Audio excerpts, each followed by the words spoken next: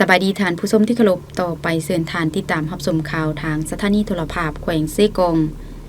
หน่วยพักคุ้มครองบริหารพิธีการเงินถาบถามบุคลากรหอบที่1วันที่4กุมภาพันธ์2565นี้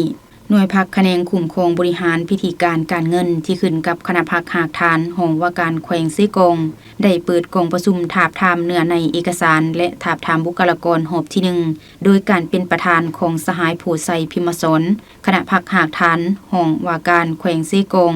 มีสหายแสงลาแก้วทองสาเม็ดเลขาหน่วยพักคะแนนคุ้มครองบริหารพิธีการเงินพร้อมพักส่วนเกี่ยวข้องเข้าร่วม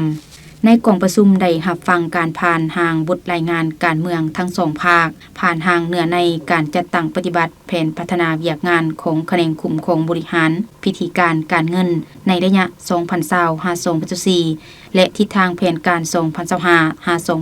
2025-2029 และผ่านทางบทสำรวจการนำพาร่วมของคณะหน่วยพักจากนั้นผู้เข้าร่วมและคณะรับผิดชอบติดตามสุกอยู่กองประชุมใหญ่ของแขวงก็ได้ประกอบความเห็นต่อเนื้อในเอกสารดังกล่าวเพื่อให้คณะรับผิดชอบได้นำไปปรับปรุง